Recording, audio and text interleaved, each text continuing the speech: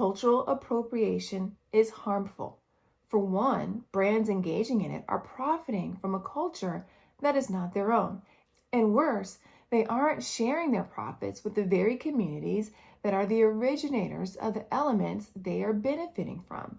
It's stealing. So you might say, well, Sonia, in this day and age, there's nothing new or original.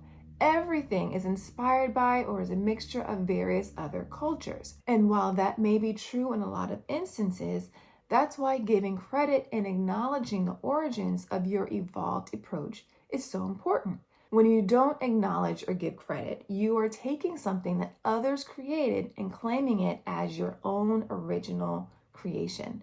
It's stealing. No bueno. Welcome to Inclusion in Marketing, a show that's all about giving you the skills and insights you need to win the attention, adoration, and loyalty of more consumers, especially those with differences that are often ignored by brands.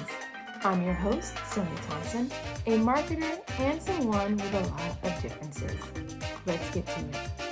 When it comes to building an inclusive brand, it is essential that you have an inclusive internal culture. There's a lot of nuance with building a company culture that is ripe for making your team, including your diverse talent, feel like they belong. So to help you with all those nuances, I recommend you take a listen to the Truth, Lies, and Workplace Culture podcast, hosted by Al and Leanne Elliott. It's all about helping you find, keep, and motivate the great people you bring on your team. I listened to an episode recently all about quiet quitting that is super relevant to your ability to retain the diverse talent that you worked so hard to attract. There's lots of good stuff to dig into with this show. Listen to Truth, Lies, and Workplace Culture wherever you get your podcasts. Back in January 2013, I traveled to Muhuru Bay. It's a rural town in Kenya where I taught entrepreneurship at an all-girls secondary school for about a week. After our time at the school, the group I was with, we went on a safari a few hours away. And before we left, we stopped to visit a Maasai tribe that lived nearby. It was then that I first saw their notable fabric pattern they used in their clothing and accessories. Afterward, anytime I saw that pattern, I immediately recognized it as being from the Maasai tribe. Fast forward a little while later, when I came across a few stories talking about Louis Vuitton, the fashion brand, who had been accused of cultural appropriation when they launched a line of scarves and shirts that looked distinctly Maasai. Louis Vuitton was charging more than 1,000 euros for these items. The Maasai received nothing for the brand's usage of their iconic design. Now, there have been various other brands that have appropriated or stolen from the Maasai tribe over the years. Now, thanks to the Maasai IP initiative, if anyone wants to use their brand, they have to pay for it. Now, let's make sure we're all on the same page here. Cultural appropriation is the act of taking or using things from a culture that is not your own, especially without showing that you understand or respect that culture. A common element that is surefire sign that cultural appropriation is at play is erasure and origin of meaning. For many, cultural appropriation is just simply stealing. It's stealing from a culture that's not your own for your own financial gain. Now, here are some other examples of cultural appropriation and the backlash that ensued. A few years ago, when Kim Kardashian went to launch her new shapewear company, she named it Kimono. Now, along with that name came filing a trademark so that no one else could use that name. The Japanese community was outraged. Their point of view was that kimonos are deeply rooted in their culture. And how dare someone, especially someone who doesn't have Japanese heritage, use the name for their own gain and make it so that legally others, including those of Japanese heritage, wouldn't be able to use that name. Adding further agitation to the situation, the product line had nothing absolutely to do with kimonos. It was a play on Kim's name, which she likes to include in her brand names. With so many strong and public cries for Kim to change the name, including the hashtag Kim Oh No, Kim, that's O-H, no. Ultimately, and thankfully, she listened to the people, withdrew the patent request, and renamed the company Skims. Disney found themselves in a similar situation a few years back when it tried to trademark Day of the Dead in preparation for the release of a movie they were working on, centered around the theme of the Mexican celebration Dia de los Muertos, or Day of the Dead in English. As you might imagine, people of Mexican heritage were beside themselves. How dare Disney, a company that is not a Mexican company, try to get legal hold of the name of something that is so rooted in Mexican culture, and like in the case of Kardashian with kimono, make it so others can't even use the name without permission. Eventually, the outcries became too much for Disney, and they withdrew the patent and renamed the movie Coco. In addition, they started working with cultural consultants to better understand Mexican culture, and their team working on the movie went and spent a good amount of time in Mexico to learn and to see and experience firsthand what life was like so they could accurately bring it to life in the movie. What started out as egregious cultural appropriation turned into a beautiful display of cultural appreciation. This isn't something that only big brands are guilty of. Model Hailey Bieber recently got publicly dragged pretty significantly after posting a video on TikTok talking about her new go-to fall makeup look, which she dubbed brownie glazed lips. Her fans and followers loved it and gave her all kinds of props and were eating up the recommendation. The problem is that this quote-unquote look, which is essentially brown lip gloss with brown lip liner, has been a very common beauty trend or staple among African American and Latina women for decades. Take a look back at R&B stars from the 90s and the 2000s, and you'll see this look over and over and over and over and over again. People are still using it today. So when people started attributing Hailey Bieber as the originator of it, they were beside themselves at the disrespect and erasure of the women of color who've worn this style for so long. Cultural appropriation is harmful. For one, brands engaging in it are profiting from a culture that is not their own. And worse, they aren't sharing their profits with the very communities that are the originators of the elements they are benefiting from. It's stealing. So you might say, well, Sonia, in this day and age, there's nothing new or original. Everything is inspired by or is a mixture of various other cultures. And while that may be true in a lot of instances, that's why giving credit and acknowledging the origins of your evolved approach is so important. When you don't acknowledge or give credit, you are taking something that others created and claiming it as your own original creation. It's stealing. No bueno. And yet another reason why cultural appropriation is so harmful is that people who are part of these communities have often been criticized and in some cases penalized for embracing these elements of their cultures. But when someone from a dominant culture starts using it, that same practice or element becomes culturally acceptable or mainstream. It's another slap in the face for these communities. I saw an Instagram reel from influencer Chantal Smith where she was ranting about the Hailey Bieber incident and the brownie glazed lips things. I saw an Instagram reel from influencer Chantal Smith where she was ranting about Hailey Bieber and the brownie glazed lips thing. And she mentioned how specifically this look for decades has been ghettoized. And now suddenly, with Bieber's endorsement, it was innovative and the best thing ever. So here are some important lessons for you to remember to help ensure you don't engage in cultural appropriation. First, and I alluded to this before, always acknowledge, give credit, and appreciate the culture you've adapted from whenever you are incorporating some element in your marketing. For instance, in music, if even a portion of a song is sampled from another song, credit and often royalties are given to the original songwriter. Another important lesson is to remember that cultural intelligence is essential. Ignorance or not knowing isn't a valid excuse for engaging in appropriation, especially since your intentions or lack of knowledge in this area doesn't prevent your actions from causing harm to the communities on the receiving end. Cultural intelligence is all about developing an understanding of the operating norms and traditions that exist among communities that are different from your own. The more you learn about communities that are different from yours, particularly those you want to serve, the more likely you are to pick up on cultural elements that are important, common, as well as their significance. Okay, let's talk a bit about appropriate versus inappropriate use of a culture that is not your own, specifically in marketing. We'll get into that with examples, of course, right after this short message.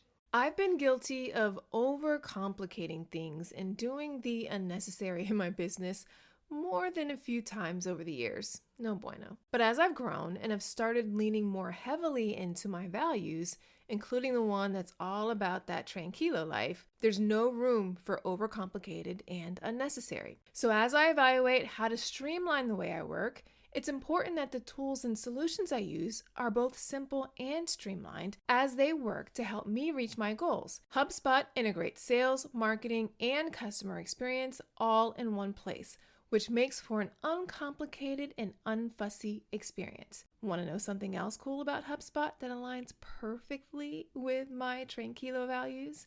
With HubSpot, you can try before you buy. No commitment, no hidden fees, not even a credit card is needed to sign up. Talk about uncomplicated and a peaceful experience. Yeah. Learn how HubSpot can help your business grow better at HubSpot.com. Okay, continuing the discussion around appropriation, diving in a bit deeper about appropriate versus inappropriate use of a culture that isn't your own. A few weeks ago, a client showed me an ad for a new Barbie Day of the Dead or Dia de los Muertos doll. As I was looking at it, I felt conflicted. At first, I was happy to see the makers of Barbie being more inclusive by adding a Mexican doll and shining a light on this Mexican celebration within their product line. That was a positive for me. But I couldn't shake the uneasiness I felt about what felt like inappropriate use of this part of Mexican culture by the brand. They were acknowledging Mexican culture, but it just felt like they were profiting off of that element of the culture without actually doing anything to support and uplift the Mexican community whom it belonged to. A designer of Latino descent did design the doll, but apart from that, I haven't been able to find anything about Barbie doing anything specifically to advance the plight of the Mexican community. It appears that Barbie is profiting from Mexican culture without any real support of uplifting the Mexican people, and that is problematic. Earlier this summer, Walmart came under fire for having on its website Juneteenth ice cream. Juneteenth, which is now a federal holiday in the U.S., is to commemorate the emancipation of enslaved people in this country. As the internet sleuths looked into the ice cream more, they discovered that the company who was behind the ice cream did not have owners of African American descent, which fueled their outrage even more. People did not feel like this Juneteenth ice cream was appropriate use of culture. They felt it was a brand distastefully, very distastefully, trying to profit off of it. And given the history of slavery in the U.S., it just made this situation worse. Walmart pulled the ice cream in response to the outcry. An inappropriate use of the LGBTQ plus culture happens every year during Pride Month, as increasingly more brands are starting to celebrate it. Now, this inappropriate use of Pride Month is now even referred to as the commercialization of pride. People who are not fans of brands just throwing up rainbows in their store windows and on social media and issuing limited edition Pride merchandise argue that these brands are profiting from the increasing popularity of Pride and don't really support the LGBTQ plus community. Here's an important lesson for you to remember. If you're going to introduce products that are unique to a culture that isn't your own, make sure you are invested in uplifting, supporting, and advocating for that community. Do this rather than just capitalizing on an element of their culture because it is now mainstream and because you can. Harry's, the razor blade company, does a good job of supporting the LGBTQ plus community during Pride Month. For the past couple of years, they've introduced the Shave with Pride set. It's designed by someone from the LGBTQ plus community, and 100% of the profits from the sale of this set go to charities that support causes that are important to the LGBTQ plus community. Okay, so let's talk about how we can all be participants in not upholding cultural appropriation and inappropriate use of the cultures. No matter your position or your level, we all have a role to play in this. As consumers, remember, you have power, and that power is being put to work whether or not you are intentional about how it is being used.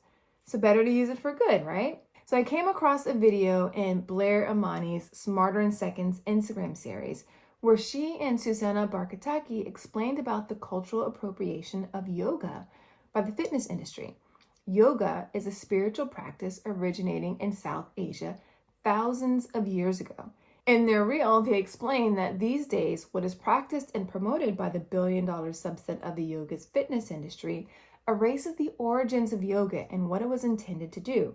And note that very little of the money spent on yoga in Western cultures goes to practitioners who practice and teach yoga in its true form. Something they recommended, and they were specifically referring to yoga, I also recommend, but in a much broader context, is when you come across appropriation and inappropriate use in your daily life, is to not buy or support brands that are engaging in these practices. Practice your credit card activism. And if you feel so inclined, speak up. Educate others on your decision. That can include the company engaging in this behavior. It could be that they don't know the harm that their actions are causing. In your speaking up, you could also enlighten others who may have no idea that they are upholding these harmful practices. Your voice matters. In many of the instances of appropriation and inappropriate use that we've talked about in this episode, things changed for the Maasai, for Kim Kardashian's shapewear brand name, with Disney and Coco, with the Juneteenth ice cream, and even with the makeup trend.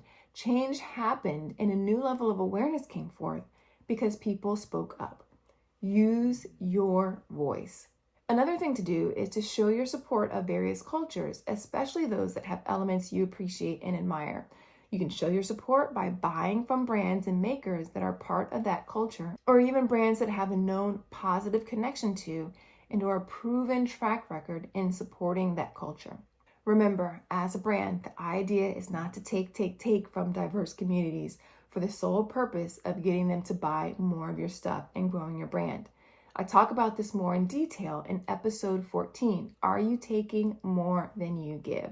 But real inclusive marketing is about serving. It's about serving more customers, particularly those customers who don't fit so well into what is considered to be mainstream. So as you work to engage more customer groups, the reality is that often means serving the community that they are part of as well. Remember, if your brand uses an element of another culture, make sure you are uplifting the community that culture comes from. Build a connection with the community and make sure you incorporate some element of brand advocacy for causes that are important to the communities you are serving as well. That's it for today's episode. Be sure to check out the show notes for links to the posts and examples I mentioned. And if you like this show, I'd love it if you take a moment to subscribe to the channel and leave a rating and review. And if you feel so inclined, share it with a friend. All those actions will help more people discover the show. And wouldn't it be fantastic to have more people practicing inclusion? I think so. Also, I want to hear from you. Let's not make this a one-way conversation. If you have a question or a comment, and it can be in general, it could be about this episode or even a previous one, leave me a voicemail at inclusivemarketing.co/voicemail. You just may hear your message on a future show. Join the discussion. I look forward to hearing from you. Until next time, remember, everyone deserves to have a place where they belong. Let's use our individual and collective power to ensure more people feel like they do. Thanks for listening.